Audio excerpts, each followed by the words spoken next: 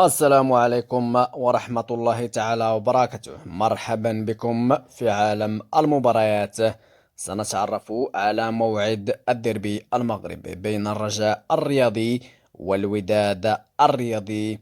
يحتل الرجاء المرتبة الأولى في الدوري المغربي ب39 نقطة، أما الوداد فيحتل المرتبة الرابعة ب34 نقطة.